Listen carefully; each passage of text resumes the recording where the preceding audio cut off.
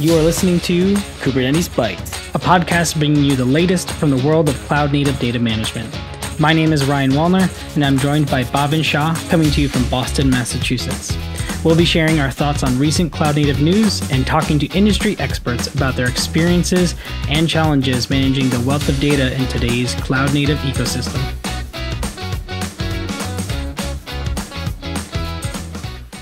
Good morning, good afternoon, and good evening, wherever you are. We're coming to you from Boston, Massachusetts. Today is December 16th, 2024. Hope everyone is doing well and staying safe. Bob, and every time I say from Boston, Massachusetts, I keep moving further west. And I feel like I have to change it or just like say, we're coming to you and Bobbins's from Boston. Or we can just say New England. Or we're coming from New England or Greater Boston or something. I feel like I'm lying at this point. And I don't feel good about it. True. Yeah, I think that was maybe we get more audience. Like, isn't this what the Patriots did? Like, weren't they called like Boston Patriots before? And then when Robert Kraft bought it, I'm not an old school New Englander. I don't know. Maybe that's maybe we're coming to you from New England. That sounds have the same ring to it, right? I don't know. Maybe just our intro. I think we have been doing this for we're coming to you from near Boston, Massachusetts. Nice. We'll put a location in Google Maps. Nope. Oh my goodness. It's almost the holidays. I hope everyone is preparing to get some time off. If you're on like a pager duty or whatever. Yeah. Feel for you. We'll be thinking about you. I know I'll be working up until the last minute I actually can because I had to take off some time to move. But what about you? You getting out of here? You stopping working for a little while? No, I think I took like a short trip to India, right? So I used up my PTO. So I'm working except the Christmas day and the holidays, but that's it. Like, yeah, I'll be here and online too. Cool. Well, then we'll have to catch up and chat. I did get some Christmas kitties. We rescued Christmas cats. I don't know if I told you this yet, but if you hear some noises behind me, it's because there's a cat tree right there. Nice. They're both playing on it. That's awesome, man. Yeah, you need to unblur your video for people who are watching us on YouTube. Yeah. Hopefully Ryan does that and we can see those kitties. If not, Moose and Mateo is their names. And let's see. I don't think I have. I did unblur it, but then your camera. Oh, I do see my like blurred kitties. my Lumia camera is also blurred. It's a double blur. Nice situation going on. Can't be too careful. I keep forgetting that Lumia is that smart camera, and then you have a totally separate situation here.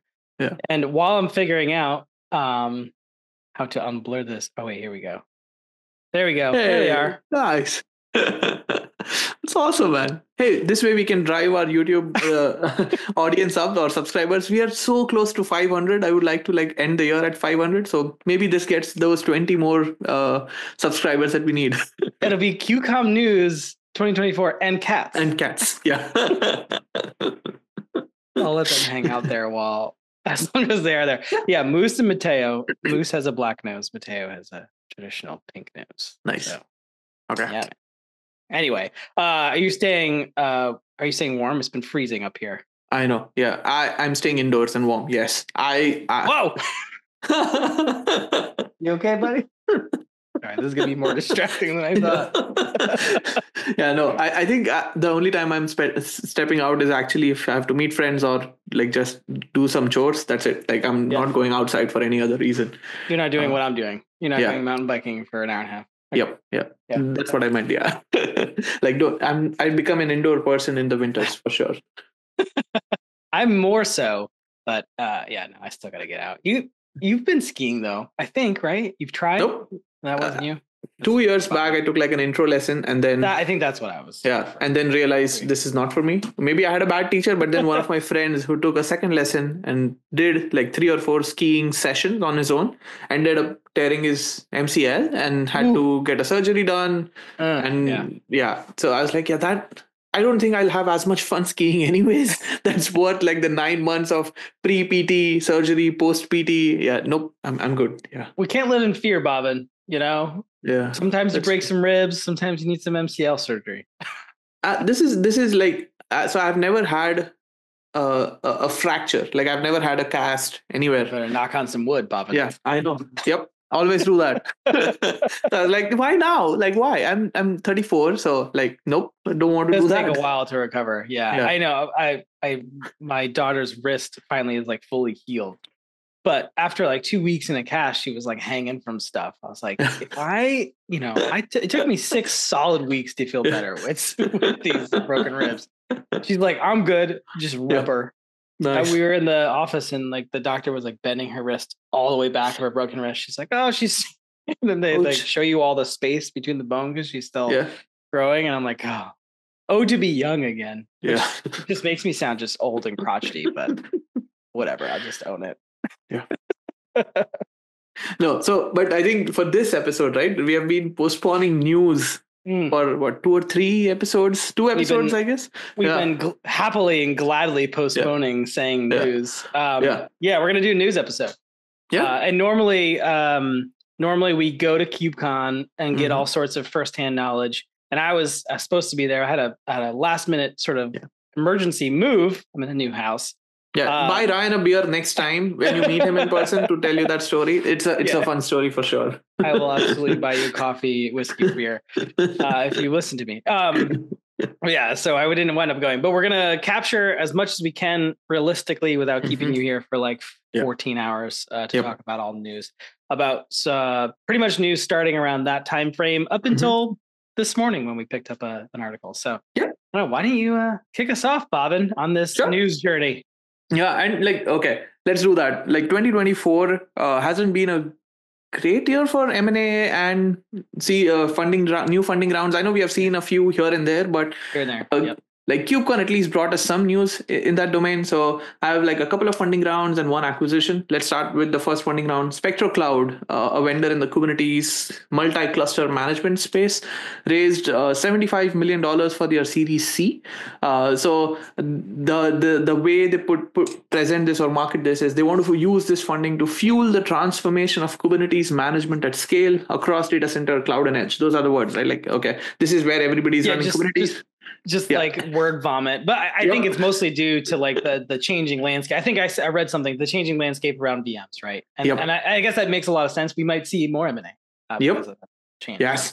But one good sign, I think they didn't share their revenue numbers, right? Like, because they're still CDC, might not have great numbers or not worth sharing, or they might not want to share. But they did share a stat that they have been growing their annual recurring revenue or ARR by triple digits for the past 3 consecutive years. So basically more than 100% growth for last 3 years. So at least they are on a good trajectory. I think their seed was in 2020 and now 2024 brings Series C with like a A in 2021 and B in 2022. So they are on a good trajectory overall. I think they are solving a good problem. Now I think, as you highlighted, Ryan, right, like with newer workloads like VMs on Kubernetes and AI on Kubernetes, I think the need for a multi-cluster management tool might become more apparent. So congrats to the Spectro team. And we are excited to see what you have cooking for us. Or just at a sort of more basic level, an opportunity for investors again, right? So for companies to kind of emerge in a space like that. Oh yeah, because it's the wild, wild west out there right now. It is. Post VMware, where do you go with your VMs type stuff?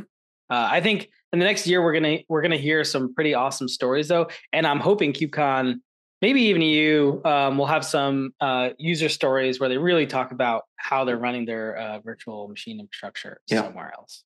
At scale. So. Yep, and I think this year I went to Red Hat Summit in May. They had they had like 3 or 4 sessions. I think NVIDIA uses or runs VMs on scale for their gaming platform, and Red Hat themselves uses it, and then some bank also, I think Ally Bank or something. All of these were breakout sessions, if I remember correctly. So but these sessions coming into KubeCon would definitely have a bigger impact because it's not just the Red Hat audience, it's the overall community that gets access to this information. So no, I agree. Looking forward to it. Sweet. So we're going back and forth, right? Yeah. All right. The first one I had on here was Solo.io, a past guest, I believe. And we've done a whole episode, I want to say, either on networking or API gateways. It's hard to remember exactly all the episodes we've done at this point. but Solo.io donated the API gateway to CNCF. And so this is their glue mesh based on Ambient. I think, the API gateway market, I felt like spiked pretty hard a year or two ago. And so to see, Glue kind of donate a big piece of their infrastructure is, I guess, interesting, but also telling about, where maybe people's focus are, or maybe it's just strategic for Solo. I know they're a huge supporter of open source and they do a lot in there. So, but it's good. Adit does a great job leading that company, and exciting to see their API gateway as part of the CNCF, I guess. I know more logos on that complex CNCF landscape chart. So yeah, let's go. Exactly. Okay. Next, I think for second funding round, Northflank. Again, I just learned about this company because of the funding round news. Their goal is to make Kubernetes work for developers. Their whole pitch is all the efforts right now, all the work or majority of the work that the developers are putting in is to deploy infrastructure needed for their applications and not focusing on workloads or not focusing on applications. So with this $22 million Series A and seed funding, I think they combined it.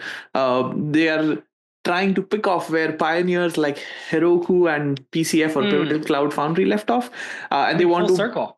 Yeah, I know, and they want to focus more on workloads, so provide an application level abstraction on top of Kubernetes. So they have they were trying to say that IDPs are not solving everything that developers want. So they are building their own platform called Northflank platform that allows dev to build, deploy, scale applications, services, jobs across any clouds in a self-service way. So you can use their platform and connect your AWS, Azure, Google, whatever cloud accounts, and then deploy infrastructure or deploy applications plus infrastructure in a consistent way. So we'll see. We'll have to keep track of them and see how they deliver this or how good they of a solution they build. But definitely an interesting space with all around IDPs. One thing that I found interesting was they didn't really mention as much of platform engineering. So I think we need to catch up with Luca, Ryan, and see if he's still talking about platform engineering or if that's kind of settling down and becoming more mainstream, that it doesn't require like a lot of callouts.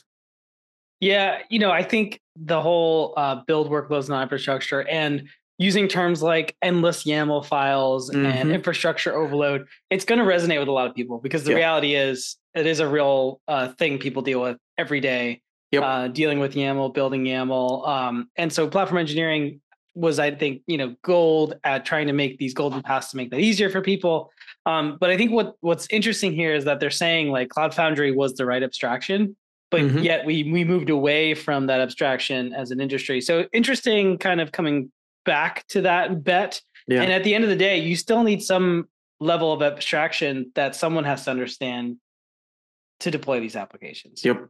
Unless it's, low code, no code, which it might be. I don't know about it, but as much about it, but I've never heard of the company either. So yeah, no, I think Series A, right? So they are still looking for that product market fit or trying to find those early customers, but definitely an interesting space. Cool. Yeah, Northflank. We'll have to keep them on our radar. Yep, that's for sure. All right. The next one I have is about a company adding a CSI interface, which I thought was done. I thought people stopped doing that. I didn't know there were storage companies out there that hadn't yet done this. I get new, like net new companies that introduce their ones, but Tintry's been around for a really, really long time.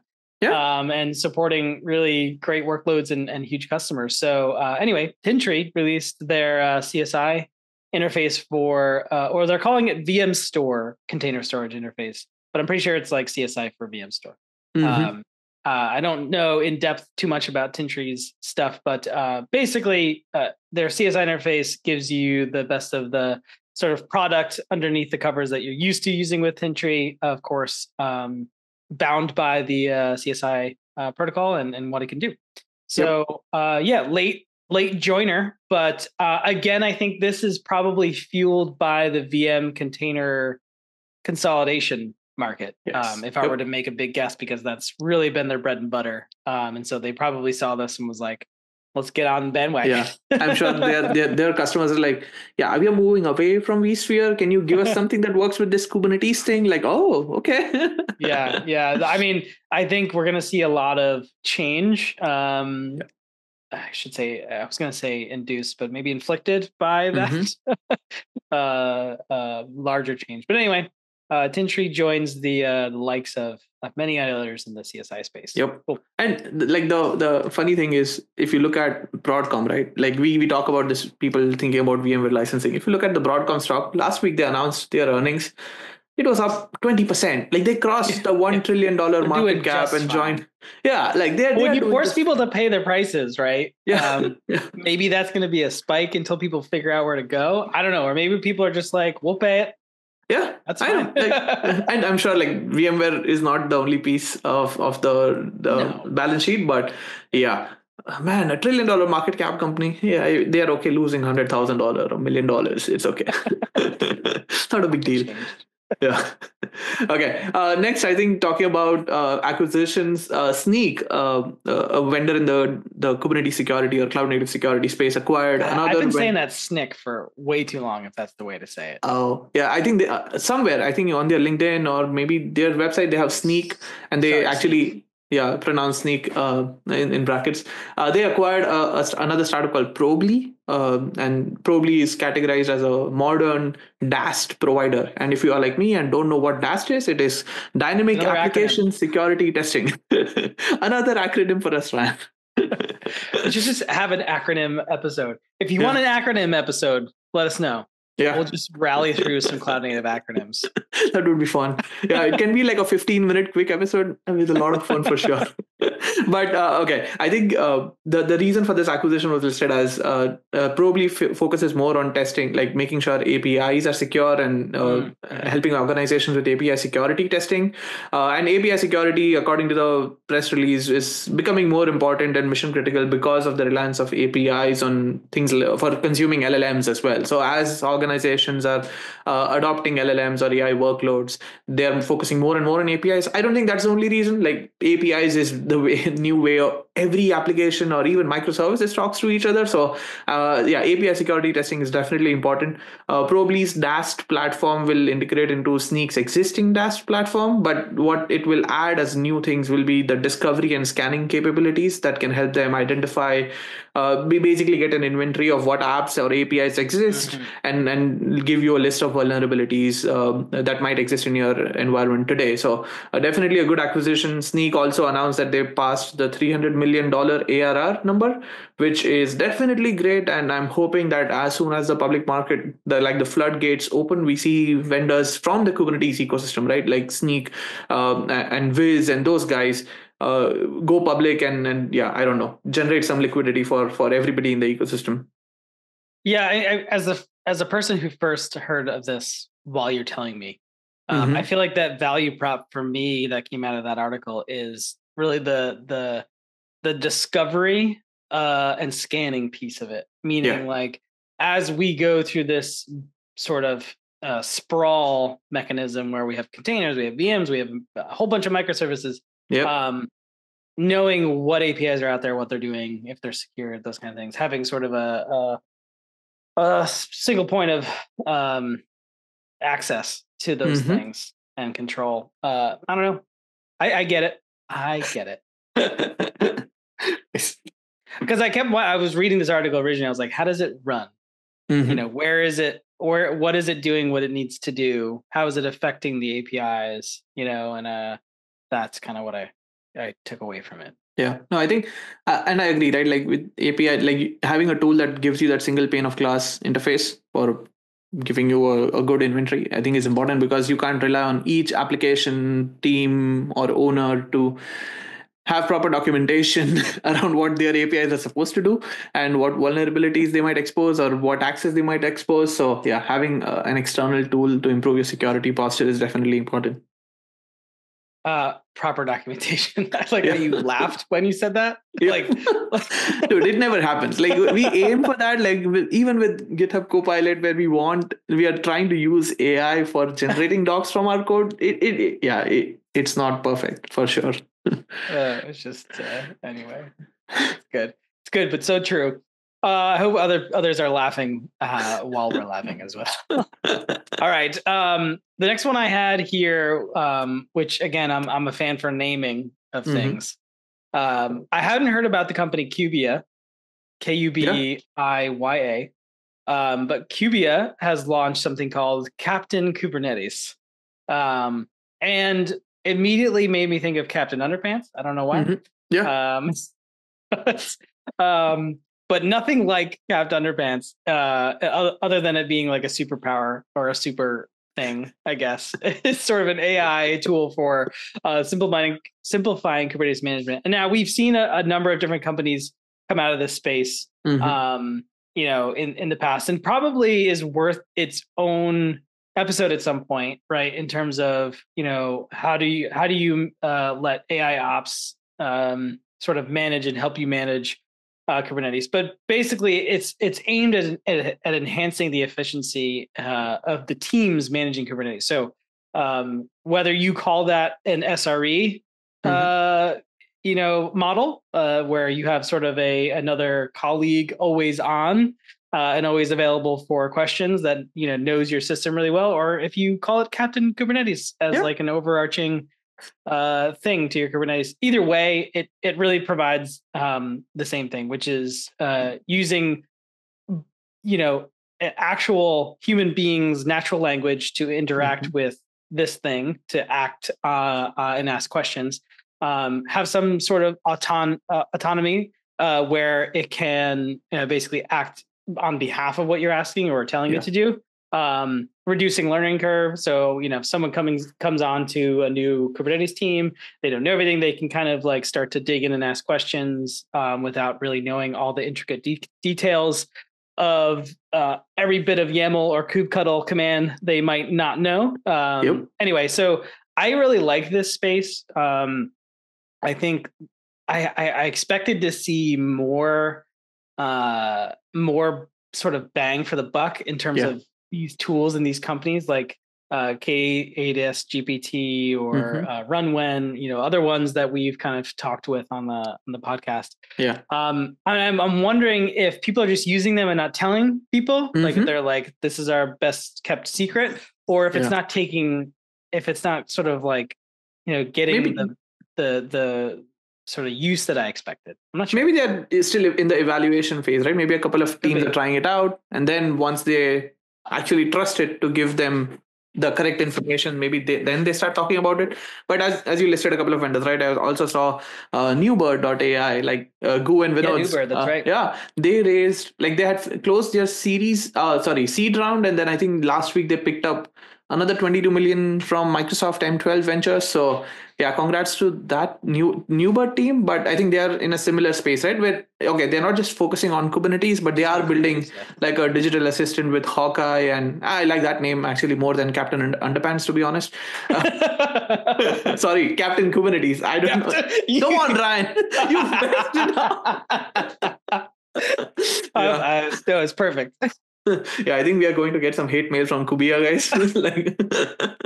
No, this is good. This is all good press. No, but I think definitely an interesting space. I'm excited for 2025. Hopefully, these things become more of a reality and actually become that AI assistant that we want for Kubernetes. Yeah, Kubiya was actually founded in 2022. Okay, so fairly new. Yeah, fairly new, but been around for some time. And I want to say, everything they do is around AI, and maybe they were in stealth until more recently. But anyway. I feel like I've recognized, if you look up their website or anything like that, their little like logo guy with. I feel like I've seen that at a recent KubeCon.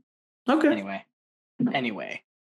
Okay. Moving on to a different vendor talking about AI. I know we had Toby Knob from Nutanix on the pod last time. They also had an announcement during KubeCon. They GA'd their Nutanix Enterprise AI solution. And just a quick, like a one sentence on what it does. It helps enterprises run AI models on Kubernetes. So basically, once you deploy enterprise AI, that's what the solution is called. You deploy it on Kubernetes, log into the interface. They give you a list of LLMs to choose from. You can choose from, like in the NVIDIA NGC catalog, Hugging Face, Model Hub, or upload a model manually. It helps you deploy those models on Kubernetes, helps you create an endpoint that you can use to test model access, give those endpoints to developers so they can start integrating those as part of your part of their application. So for Nutanix customers, this is definitely a cool solution that can help you play with models easily inside your data center, I guess, or inside your Nutanix environments.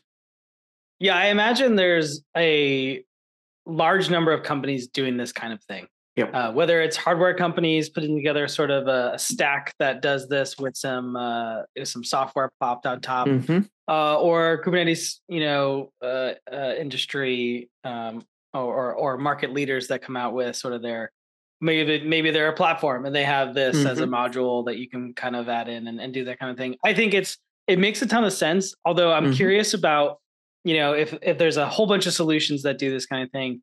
It seems like it's more of a standard thing that we're going to need to do it as an industry, meaning like find your model, deploy your model, and it shouldn't be, in my opinion, Nutanix specific or X specific or Dell specific or whatever it may be. Who knows? I like that. Yeah. Although I like when it comes to the value add of something like Nutanix in terms of like unified storage or anything like that, then fine, like tack on those bits. But I'm curious about where that whole thing will come. I think this is sort of like a lot of companies' first approach to it, at least. We'll see. And Nutanix calls your solution Nutanix Enterprise AI. I think NVIDIA has a similar solution that helps you deploy models called NVIDIA AI Enterprise. And then Red Hat has a similar solution called Red Hat OpenShift AI, which again doesn't just focus on deploying models and inferencing. They also help you train by deploying Jupyter workspaces and things like that. But I think that's the ecosystem that's evolving. The podcast that we did earlier this year with the Microsoft team and their open source project called Kaito, or Kubernetes AI toolchain operator, we also saw, it's not officially part of the news, but during the week of KubeCon or after it, they donated Kaito to CNCF. So it's now a sandbox project. So maybe that takes off, Ryan, and becomes that multi-vendor AI deployment thing that you were talking about. So another interesting space for sure. Yeah, I could see some kind of standardization process coming, unless of course it's specific to pulling data from from your own from a proprietary place or whatever. Anyway, lots to unpack there. Yes.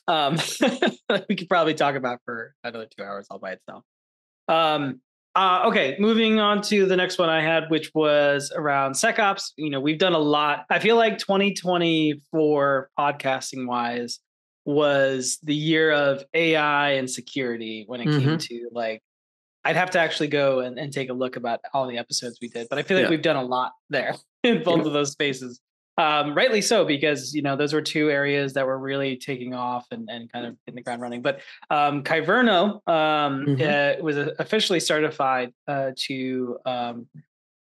formalized into the Kyverno Certified Associate exam by the CNCF. And the reason I brought this up is because Kyverno was just one of the ones that were added into the sort of the examination. There's also, I think some that are coming are platform engineering specific, meaning I think one that might be out today is Certified Backstage Associate. Okay.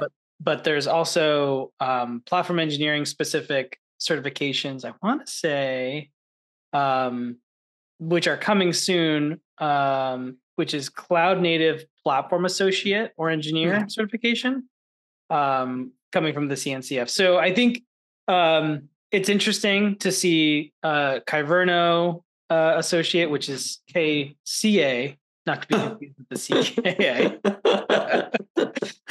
Talking about, leave that for the acronym episode. Exactly.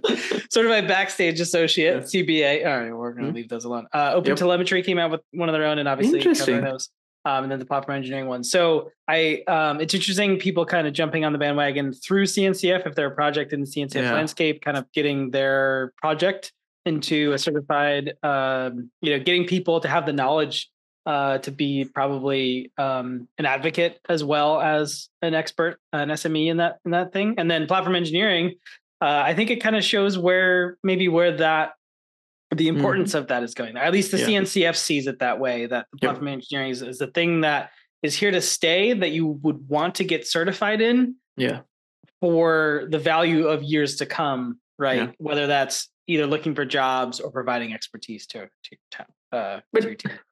Interesting, right? Like, I don't know, man. I don't think the CNCF, this is just personal opinion, I don't think CNCF needs like 13 different certifications. Like if you have the CKA, CKAD, CKS, like those three, I think Kubernetes enough to figure out anything that runs on top. So 13 it might be just an overkill. Also feel bad for like CNCF also runs a Kubesternauts program, right? Where if you have all the 5 original certifications, you are a Kubestronaut, which is similar to like a CNCF ambassador. So you can go and talk to people about Kubernetes. 13, man, those guys got a lot of work to be done like on their backlog over the holidays or maybe over the next 6 months. So good luck to all the Kubestronauts. Yeah, I mean, so I get it when you're on a team and you want to maybe provide expert. So say you use Kyverno or Backstage, and you have your general CK or your application developer one. That doesn't give you necessarily the fine grain knowledge of that project. So I understand as like a third tier. So you get like CKA, you get your application one, maybe security one, but then you're like, oh, well, my team makes huge use. Really wants me to do Kyverno. Yeah, exactly. So then you go and kind of dive in there. As like a third or fourth stage to your learning process. That's where I would see it valuable, not like coming into CNCF and then going right for that thing. Because that just makes sense. Yeah. Okay. I think talking about CNCF, or actually no, this is not for CNCF. So StackLock, they are another startup in the Kubernetes security ecosystem, and the reason we follow them is because Craig McLuckie founded it after doing Heptio. So definitely an interesting startup for people to track. They donated their Minder security project to OpenSSF. So not CNCF, but Open Source Security Foundation. Again, it's a security tool, so maybe that makes more sense than having it part of CNCF as an incubation project. But their goal is open source. Minder is an open source supply chain security program, and it provides like a common control plane for multiple different open source tools. So instead of you managing different tools on their own, different open source security tools on their own, Minder provides you that single pane of glass for different interfaces or different tools. I'm happy that they donated it, but since StackLock is a startup, I think they also want to make sure that they can generate some money or revenue out of it. So they will still continue to offer a commercial hosted solution for Minder, where you can connect your cluster and have different tools part of it. But you can now, it's also part of a foundation or a community that can drive the project forward. So definitely an interesting project to look out for. Yeah, sounds cool. I mean, and they got all the right tooling there, right? Deploy it with Helm and all those kind of things. I haven't, again, like it's so hard to keep up with all the practices and everything, but I haven't touched Minder myself yet. But I think I don't know if it's telling when companies start donating their things to open source foundations, like when they don't. It's hard to know whether it's because it wasn't productized or monetized, and then they're doing something with it, or if it's a strategic plan they've always had. Yeah. Two very real possibilities, but I feel like we're seeing more of it this year. No, for sure. I think at least for this project, right? I feel that Craig understands the value of open source projects. I know he was part of like the early Kubernetes team at Google. So even in the article that they published out when they donated Minder, like they saw the value it created or the adoption that Kubernetes got once it was open sourced by Google. So he's like, I want to do the same thing with Minder as that control plane for different security tools and have the adoption be increased. Again, they'll similar to how all the cloud providers build a managed Kubernetes solution for simplifying things for customers. I think StackLock's of a commercials solution will do that for Minder. But no, I get your point. Yep. Absolutely. So the other big one, or I feel is big given everything that we've been seeing going on with VMware, as we were talking about earlier, is KubeVirt 1.4 was released, I believe, on November 13th. Okay. So that was during KubeCon, I think.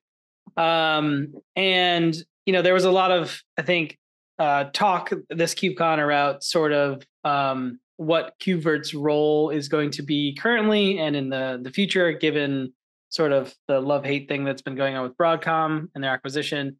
So a lot of, I think, questions that were brought up in the article, I brought it up, is sort of, is it really a VMware workaround? Are we there yet? Can you do enough with it that, if you're a vExpert, you have alternatives to things like vMotion and all those things. So anyway, 1.4 was released. And so there was it aligns with 1.3.1, I believe. Yes. And it kind of came out with a whole bunch of new API features and bug fixes and deprecations. This is a really fast moving space, meaning that there's a lot of changes in every release. But if you're not new to the Kubernetes ecosystem, this might not be that surprising. When things get deprecated or things like that. Some of the flags of volume clone PPC or volume data source are deprecated in favor of volume import, which is, seems like a small thing, but could be a big change. So there's a whole ton of release note information that I won't go through here, but I will make sure and post to our show notes. Okay, perfect. No, definitely an interesting space. I think I like your approach. Like, no point in going through each feature in detail. We can do a follow-up KubeVirt episode. But yeah, important for the community to get this supported. I think my next thing was Akamai, one of our local, like Boston-based or Cambridge-based companies. They announced a new app platform called Akamai App Platform. This is based on the Atomy, like the IDP that they acquired from Red Cubes, I think earlier this year. This was kind of a blend of a past Kubernetes Bytes. So true. So they want to, with the Akamai app platform, they want to provide a ready to run solution that makes it easy to deploy, manage, and scale distributed apps. They provide templates that address the common challenges with deploying, managing, and scaling Kubernetes clusters at scale. They also have a catalog of golden path templates based on industry best practices and open source tools. So I think checking all the boxes for an IDP, this is just a solution provided by Akamai, so it has more backing than what maybe Red Cubes could have provided. So if you are in that space and if you already use Akamai for maybe your CDN use case or something like that, maybe look at the app platform as well for deploying your applications or deploying your Kubernetes clusters. Yeah, and I've used Atomy before Akamai acquired it, and it was really simple, intuitive to use. So I'm guessing it's a nice integration exercise into the Akamai cloud platform. I'm curious to see how much either it's changed or they've kind of tailored it to fit Akamai's use case and needs. But I imagine that's going to be a super useful tool to their users. I guess time to bring, I think, Stefan back on, like a friend of the pod from Akamai, back on the pod to talk about what they have been up to. Like with the Storage OS or on that acquisition, they have a chief architect who was the CTO of that startup as well. So they are definitely investing more in the Kubernetes ecosystem. Maybe it would be good to get like an overview of everything that. Maybe we get both of them on at once. Ooh, yeah, right. And good idea. Right? Talk about all the change that has been going on. But we'll see. If you're listening to this, let us know. Either that or we're going to reach out. Cool. So the next one I had was Kubernetes 1.3.2, Penelope, which was the release for this big KubeCon to December 11th. Lots of big key features. I'm finding that more and more often in my day job, at least. I don't know about you, Bhavin, but it's getting harder and harder as time goes on for companies to stay at the latest and greatest. And I'm finding that rarely are people running 1.3.2, for instance, right away. In fact, Yep. not for a little while. So I think this just also shows sort of the maturity of where Kubernetes is and also where it's running in production and things like that. But anyway, lots of key features and highlights.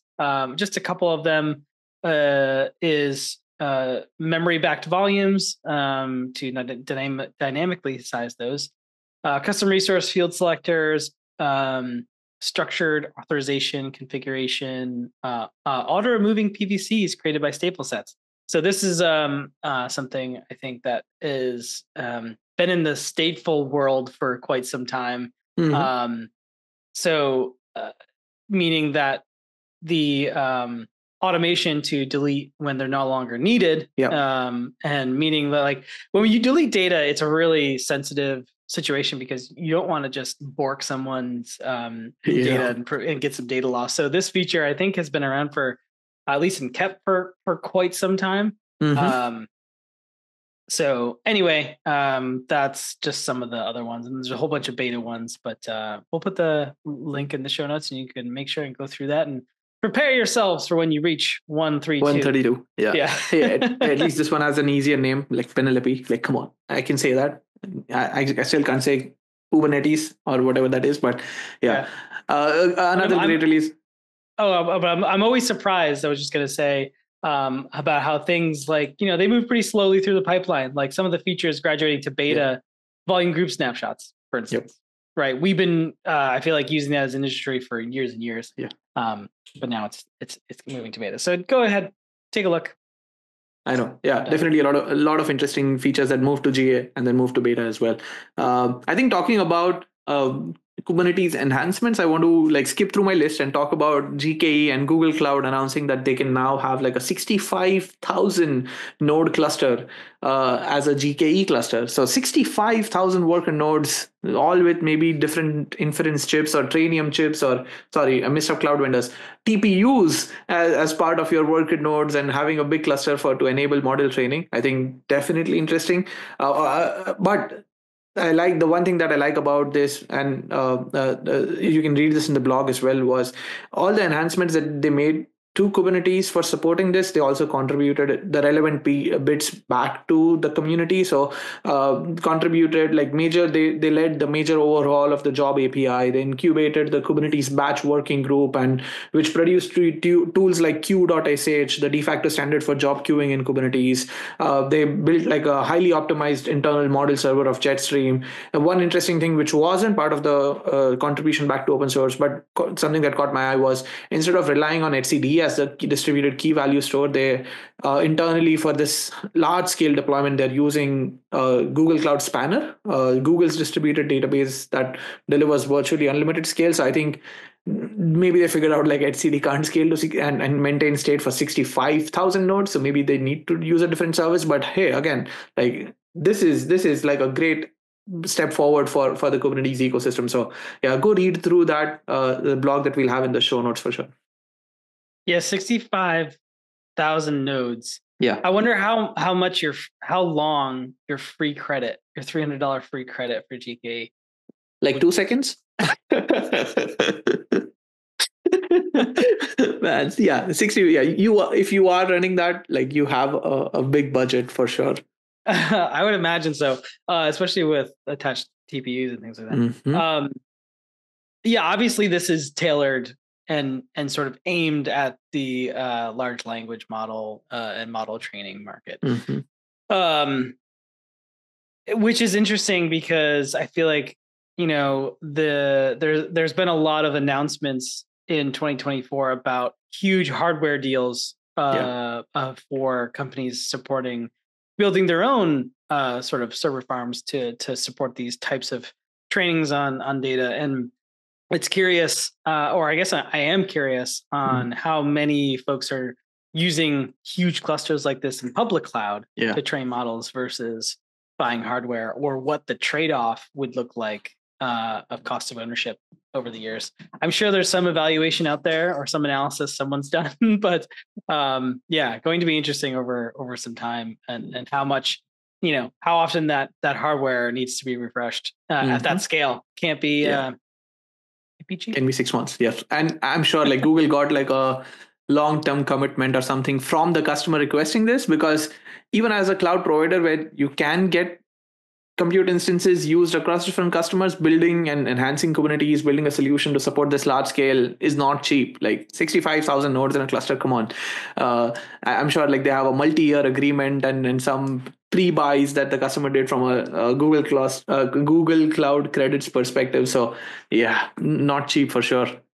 Yeah, some of their additions, open source wise, that you mentioned are really cool too, right? Yeah. Like an overhaul of the Job API. Yeah. That's cool that they did that. Introducing Job Set. Yep. Right. I feel like the Job API is probably one that not a lot of people interface with that often.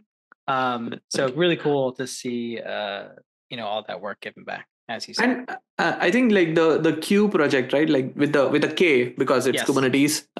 Like Q project has been adding more and more features as well. Like down in my list, I also had their enhancements. And so for people that don't know what Q is, Q executes like all or nothing scheduling. So it can help you schedule your jobs, and once it finds all the resources that the job has requested for, only then will it go ahead and schedule that job. If it doesn't, even if it finds one less CPU that you had requested or one less GPU, it won't schedule your jobs. But the new feature that they added was using something called multi-queue, which can allow queue to manage your jobs across multiple clusters. So it becomes that multi-cluster manager kind of a thing where you can submit jobs, and then queue and multi-queue working together can look at the resources available across different clusters, can be on-prem, can be in the cloud, and it will, once it finds the resources, it will schedule that job on that remote cluster if that's where enough the resources or sufficient capacity is found. So it is a beta feature. So people, if you are trying out Q, try out multi-queue as well. You can turn it on with, I think, version 9 or 0.9 of Q. Yeah, but definitely an interesting space in the CNCF ecosystem. Multi-queue. Hey, I just think of like video games. So I won't say the actual word, but okay, yeah, because that will mess me up. Okay, I think a couple more things, Ryan, for me. reInvent was also in the last couple of weeks, right? So they had interesting announcements. Since we were talking about GKE, I was like, let me use that as a segue for talking about EKS as well. EKS announced two things. One is EKS Auto Mode, which is kind of like GKE Autopilot, where they want to streamline Kubernetes cluster management for users. So instead of you become, like if you remember, AWS always talks about this shared responsibility model, right? So if you're deploying an AKS cluster without Auto Mode, AWS is only responsible for the underlying infrastructure and the control plane of your EKS cluster. Worker nodes, applications you're deploying on top, CSI drivers that you're configuring, everything is under user management. With EKS Auto Mode, they want to streamline that or move up the stack and deliver a better end user experience. So they when you select an Auto Mode cluster, they will optimally select compute instances for you. It will automatically use projects like Carpenter under the covers to dynamically scale resources, continuously optimize costs for you. It will manage the core add-ons, and EBS CSI driver is one of those add-ons that get installed and give users access to stateful workloads. It also patches the worker node OSS. If you're running Amazon Linux 2023, if you wanted to patch the OS, you don't have to worry about it. AWS will do it for you as part of the Auto Mode service. So definitely making Kubernetes simpler to run. So that was one of the announcements during reInvent. Second around EKS was hybrid nodes, and the hybrid node is like, if you are familiar with the EKS family, like there is EKS in the public cloud, so running EKS clusters in an AWS region. There is EKS on Outposts, so you can, if you have an Outposts based setup somewhere, which is an extension of an AWS region, you can run EKS clusters on top of it as well. Then there is EKS Anywhere, where you can run both the control plane and worker nodes for an EKS cluster, just using their version of Kubernetes distribution on your VMware or bare metal setup. And now they added another way of running EKS called EKS Hybrid Node, where they're like, don't worry about running control plane at your edge locations. You can host the control plane in the nearest AWS region, but you can have your worker nodes running across at your local site. So I think they pitched use cases like model training or inferencing, where you want to use Kubernetes, you want to use EKS, but you don't want to worry about, maybe you don't have enough resources, so you don't want to run control plane locally, or you don't want to worry about managing the control plane nodes for EKS anywhere, and you want AWS to do that as part of this as well. So EKS hybrid node is another thing that AWS announced a couple of weeks back, I think. Very cool. Very cool. The automode stuff is really interesting. I feel like it's probably something that people were building themselves anyway, given some of the projects it's using under the covers. But I like this overall trend of like, do less and think about less. And I'm curious if it really saves you costs. If you can flip this switch and it saves you some money, like, I bet you people are going to use it, right? Yeah. If it's flipped this switch and it's going to use a whole bunch more AWS services. So we saved you compute costs, but you're paying us more somewhere else. I would also not be surprised if that were the case, but really fun stuff at least. And also, like, to add to your point, right? If like one of the main value props of Kubernetes is the consistency from an orchestration perspective that it gives across clouds, across environments. If you are an AWS only shop, maybe Automode makes sense. But if you are a multi-cloud Kubernetes shop, I don't know if this is the right service for you, because it will mess up how you operate Kubernetes across different clouds. Maybe you have to do something more if you're running Kubernetes on-prem and have a different set of GitHub repos to install the tools and packages that you need. Whereas, as you said, Ryan, like AWS, they might just use AWS services, the managed Prometheus instance, for example, for observability, instead of deploying Prometheus on your own, because they don't want to manage it for you. Yeah, exactly. And mind you, I've never tried it. So we're just putting our opinions in here. So it may do exactly that. Or not. So I only have one more really left on my list here, which I found this morning, actually. So this, but it was an article about a month after KubeCon. So 12th, about a week ago, which was an article about 300,000 Prometheus instances exposed, their credentials and API keys leaked online. So these cybersecurity researchers put out information about all these thousands of servers hosting Prometheus for monitoring, alerting, and I think it was an exposure due to a DOS attack and RCE, remote code execution attacks as well. But either way, the exposure of these endpoints are used to control heap memory usage, CPU usage, and others, so they can do some damage to your Prometheus infrastructure. Anyway, 300,000. These are presumably publicly facing on the internet services, of course, if they can be scanned that way. But these are sort of an estimate of 40,000 Prometheus servers and 300,000 node exporter instances, that is. Damn. So go take a look at how to basically harden your Prometheus endpoints and make sure you weren't one of the ones that were affected. But that metrics endpoint, valuable stuff there. And it does say that, I think, for people that are maybe panicking right now, there is a fix available, I think, in the Prometheus September release. So make sure you are upgrading your Prometheus or running it at the latest version. Again, we don't want you to be part of like a resume generating event inside your organization. So go ahead and upgrade those Prometheus instances. Yeah, that I should have included that. If you've been updating and you were updated since September, you should be okay. Go ahead and do that. Yep.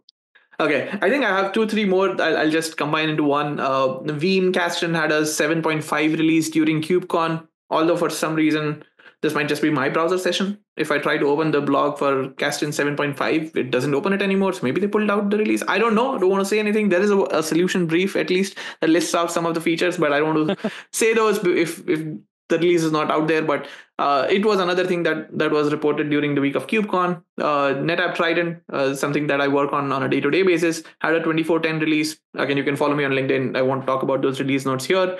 And then Red Hat, OpenShift 4.17 is out in GA, but not talking about OpenShift because we do that a lot in our regular news episodes as well. But one thing that caught my eye during KubeCon week is they donated the Podman desktop project to CNCF as a sandbox project. So Podman provides you a daemonless, rootless container engine that enhances security and flexibility, whereas Podman Desktop gives you an intuitive UI for managing containers and interacting with Kubernetes. So like that was a project that I've tried out for the past 6 months. Definitely, I don't have some reason I like it better than Docker Desktop. So I'm glad that Red Hat donated it, and now it will officially be managed as like a CNCF project. Yeah, I've used Podman for years, actually. I haven't yet tried Podman Desktop. Yeah. But if Bhavin says he likes it, then... Oh, come on. I'm going to go install it then. Nice. Thanks, Ryan. No, I think those were all the things we had accumulated for...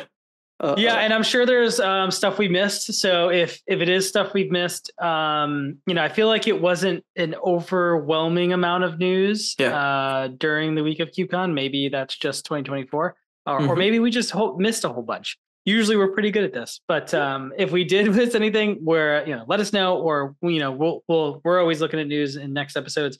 But as a listener, I want to say as we wrap up 2024, this is going to be our last episode of 2024.